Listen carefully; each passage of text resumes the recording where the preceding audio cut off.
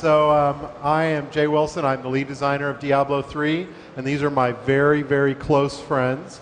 Leonard Boyarsky, lead world designer, Brian Morrisroe, our art director, and Julian Love, who is our lead technical artist. Today we're going to take you through how we design characters for Diablo 3. We're going to focus mostly on character classes, but a little bit on monsters as well.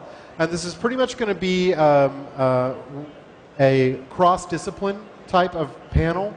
Essentially, we're going to do design, story and lore, and art. So we're going to take you kind of through our entire pipeline of how we do that.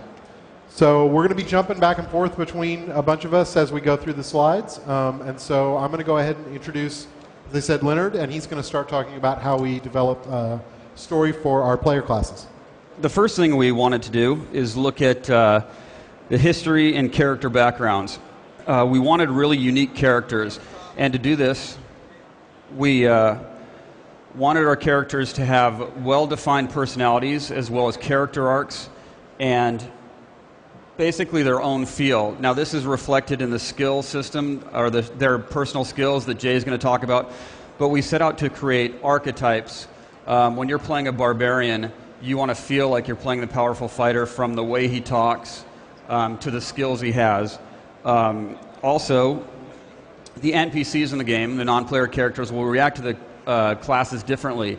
The barbarians are a fairly well-known race of people, though they are 8 feet tall and about 300 pounds of pure muscle, which can be intimidating.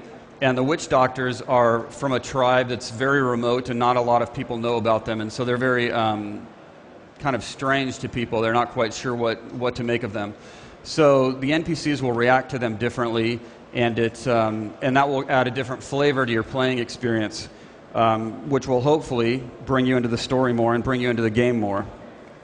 And that's not to say we're going to have more story than the previous games. We like to think of it as deeper and more fulfilling.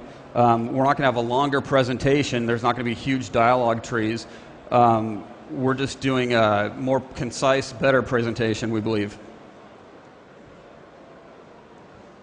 So, interesting characterization adds weight to the story.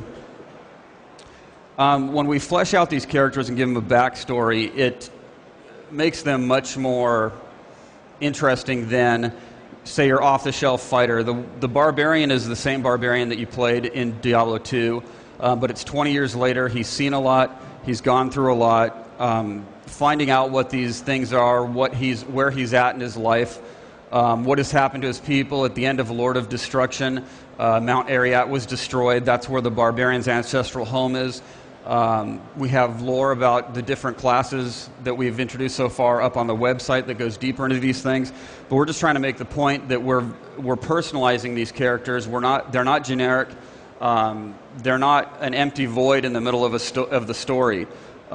We've really tried to help make the character a central part of the story by giving him a stake in it. The different classes have different reasons for being where they are at the beginning of the story. They have different reasons for becoming involved in the story. So with that, I'm going to hand this over to Jay. After we've kind of developed a basic background for a character, especially a class, what we do on the design side is try to come up with a series of defining traits, abilities, and things that those characters will use. So, and those are really we're not at the point where we're designing skills or anything like that. We're just trying to get the broad strokes. What's this character about? So we have a couple of just design philosophies we follow at this stage. They're not necessarily even unique to us. They're something that is just kind of Blizzard design philosophy that we share across the teams. So I'm going to go through a few of those now. The first one's concentrated coolness. And the idea of this is that every class needs to have its own thing that makes it cool and that needs to be unique to them. And so it makes an archetype, so it makes a character really sing and makes them really awesome. The Barbarian's a great example. He's this pure physical melee fighter.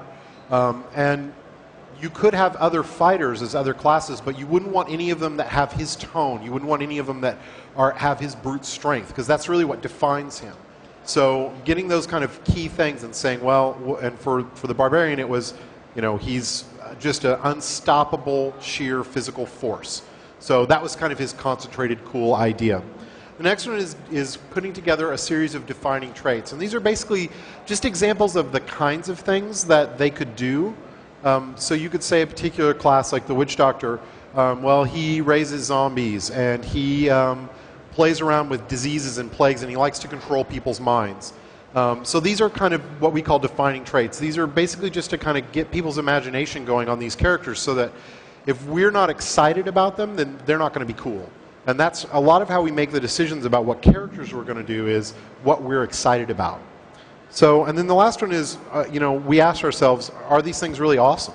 Are they really cool? Are we talking, when we talk about skills for a character class, are we saying, well, we can have a skill where you do like 1% extra critical damage? It's like, oh, well, that's not very exciting. I mean, it's got its point within an overall kind of character build system, but if that's what you're defining your character by, well, that's not a really awesome character.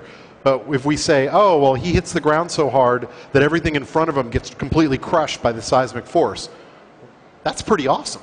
So those are the kinds of things that we look for the characters. And, it's funny because when you talk about them in a panel, they almost seem obvious, but it's really easy when you get in a team to get caught into those nitty-gritty details of like, well, what kind of attributes is this guy going to have, or things like that. And it's always important to remember you start with something really awesome actions and defining traits.